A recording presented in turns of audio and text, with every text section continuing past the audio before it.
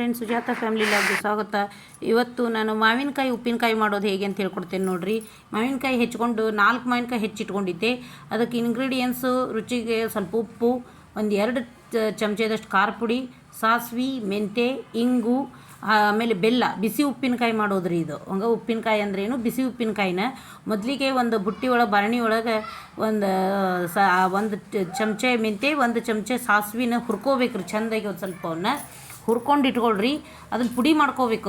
ತರಿಯಾಗ್ಯಾರ ಮಾಡ್ಕೊಳ್ರಿ, ನಿಮಗೆ ಇಷ್ಟ. ನಾನೊಂದು ಸ್ವಲ್ಪ ತರಿಯಕ್ಕಿಂತನೂ ಸಣ್ಣ ಮಾಡ್ಕೊಂಡಿದ್ದೆ. ಗಟ್ಟಿ ಬರ್ತದೆ, ಕುದಿಸ್ತೇವಲ್ಲ ಅದನ್ನ ಹಾಕಿ ಅಂತಂದು ಈ ಥರ ಚೆನ್ನಾಗಿ ಹುರ್ಕೊಂಡು ಇಟ್ಕೊಂಡೆ ನೋಡ್ರಿ. ಹಿಂಗಾಗ್ತವೆ.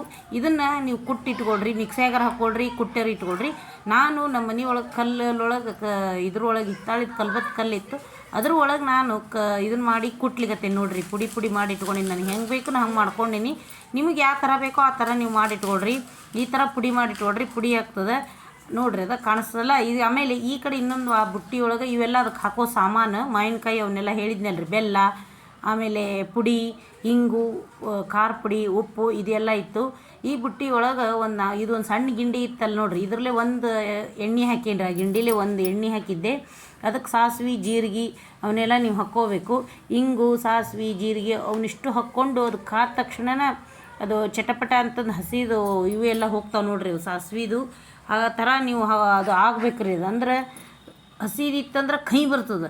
ಅದು ಎಣ್ಣೆ ಒಳಗೆ ಫ್ರೈ ಆದ್ರೆ ಕೈ ಬರಂಗಿಲ್ಲ ಅಂತಂದು ಹೇಳಿದ್ದಕ್ಕೆ ಇದನ್ನು ಇದು ಮಾಡ್ಲಿತ್ತೀನಿ. ಈ ಉಪ್ಪಿನಕಾಯಿನ ಕೆಡಂಗಿಲ್ಲ, ಇದು ರುಚಿ ಇರ್ತದೆ ನೋಡ್ರಿ. ಇದು ಮಸ್ತಾಗಿರ್ತದೆ ಉಪ್ಪಿನಕಾಯಿನ.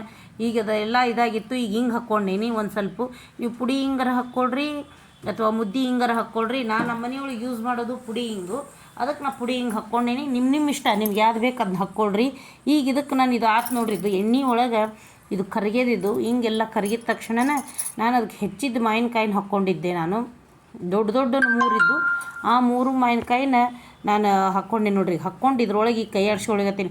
ಗ್ಯಾಸ್ ಮಾತ್ರ ಯಾವುದೇ ಕಾರಣಕ್ಕೂ ಆಫ್ ಮಾಡಬೇಡ್ರಿ, ಸಣ್ಣ ಇಟ್ಕೊಳ್ರಿ ನೀವು. ಇದನ್ನು ಕುದಿಸಿ ಮಾಡೋ ಉಪ್ಪಿನಕಾಯಿ ರೀ ಇದು. ಇದಕ್ಕೆ ರುಚಿಗೆ ಸ್ವಲ್ಪ ಉಪ್ಪು ಹಾಕ್ಕೊಳ್ರಿ ನೀವು. ನಾನು ಹುಳಿ ಇದ್ದು ಅನ್ನೋದಕ್ಕೆ ನಾನು ಹಾಕ್ಕೊಂಡೇನಿ, ಹಿಡಿತದ ಅದು.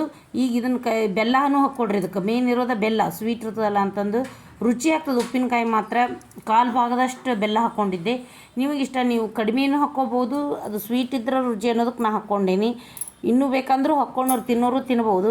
ಈ ಥರ ಮೊದಲಿಗೆಲ್ಲ ಫ್ರೈ ಮಾಡಿಕೊಂಡು ಚೆನ್ನಾಗಿ ಕೈ ಆಡಿಸ್ಕೊಂಡು ಅದಕ್ಕೆ ಅರ್ಧ ಟೇಬಲ್ ಚಮಚದಷ್ಟು ಅರಶಿನ ಪುಡಿ ಹಾಕ್ಕೊಳ್ರಿ. ಆಮೇಲೆ ಖಾರ ಪುಡಿ ಇಟ್ಕೊಂಡಿದ್ದೆ 2 ಚಮಚ.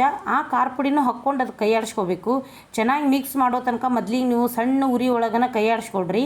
ಈ ಆಮೇಲೆ ಚೆಂದ ಕೈ ಆಡಿಸ್ಕೊಂಡ್ಮೇಲೆ ಅದು ಬಣ್ಣ ಬೇರೆನೇ ಬರ್ತದೆ ರೀ. ಅದು ಒಂದು ಸ್ವಲ್ಪ ಕುದ್ದಿದ ಮೇಲೆ ಕಲರ್ ಚೇಂಜೇ ಬರ್ತದೆ ಅದಕ್ಕೆ. ನಾ ಈಗ ಅರಶಿನ ಪುಡಿ ಈಗ ಹಾಕೇನಿ ನೋಡ್ರಿ. ಅದ್ರೊಳಗೆ ಆಮೇಲೆ ಒಂದು ಸ್ವಲ್ಪ ನೀರು ನೋಡ್ರಿ, ಅಲ್ಲಿ ಗೊತ್ತಾಗ್ತದಲ್ಲ ಅಷ್ಟು ನೀರು ಹಾಕ್ಕೊಡ್ರಿ. ನಿಮ್ಗೆ ಒಂದು 4-5 ಚಮಚದಷ್ಟು ನೀರು ಹಾಕ್ಕೊಡ್ರಿ.